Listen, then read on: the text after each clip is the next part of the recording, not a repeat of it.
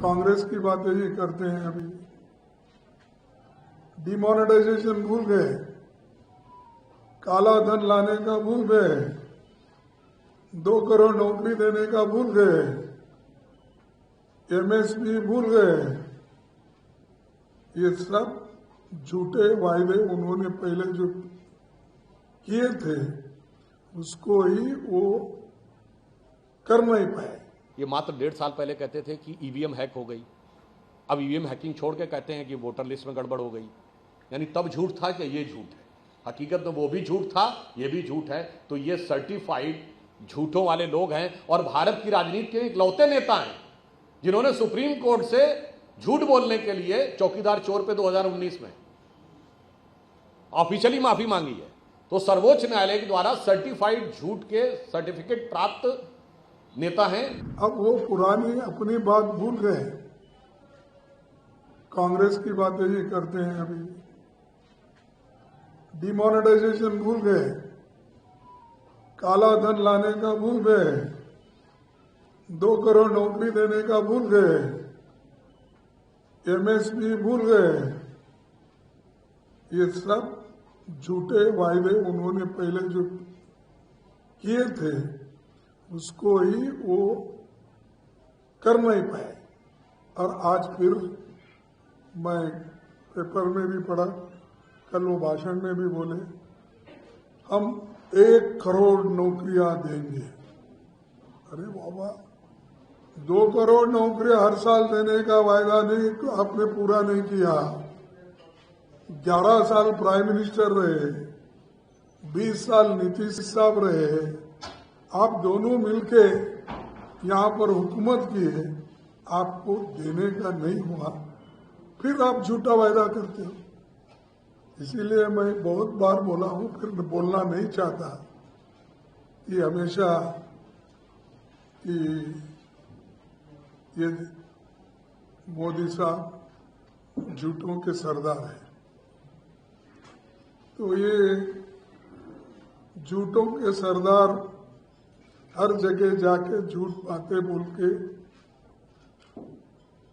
Vote खींचने का वो सोचते हैं। तो लोग आज विचार कर रहे हैं। पहले भी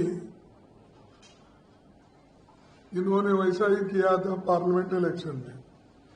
अब की बार क्या 400 पार, और यहां भी अभी वही बोल रहे हैं कि अब की बार 175 का 2/3 लाएंगे। अरे बाबा, जिस वक्त तुम खुद प्रधानमंत्री थे उस वक्त प्रचार करे तुम्हारे लिए ही मामूली मेजॉरिटी नहीं मिली, अब 2/3 कहां लाने वाले हो। तो ये हमेशा मोदी जी ये बातें कर रहे हैं। एक झूठ और बोलते मुझे याद आ गया। ये मात्र 1.5 साल पहले कहते थे कि ईवीएम हैक हो गई, अब ईवीएम हैकिंग छोड़ के कहते हैं कि वोटर लिस्ट में गड़बड़ हो गई। यानी तब झूठ था कि ये झूठ है। हकीकत में वो भी झूठ था, ये भी झूठ है। तो ये सर्टिफाइड झूठों वाले लोग हैं और भारत की राजनीति के इकलौते नेता हैं जिन्होंने सुप्रीम कोर्ट से झूठ बोलने के लिए चौकीदार चोर पे 2019 में ऑफिशियली माफी मांगी है। तो सर्वोच्च न्यायालय के द्वारा सर्टिफाइड झूठ के सर्टिफिकेट प्राप्त नेता हैं। इसलिए मैं कहना चाहता हूं, आज 2 रास्ते हैं, जांचे परखे खरे नीतीश जी और नरेंद्र मोदी जी, तपे तपाए आजमाए नीतीश जी और नरेंद्र मोदी जी। दूसरी तरफ भ्रष्टाचार के आरोपों में जमानत पर और कोर्ट कचहरी के चक्कर काटते 2 भटके हुए नौजवान राहुल जी और तेजस्वी जी। और आप ये भी समझ लीजिए, अभी तो सरकार आई नहीं। जो माननीय प्रधानमंत्री जी ने कहा, क्या दबंगई दिखवाई है राजद ने, जबरई लिखवा लिया कांग्रेस से मुख्यमंत्री पद। तो सोचिए कभी इनकी सत्ता आ जाए तो किससे क्या क्या नहीं लिखवा लेंगे वो इसके बाद।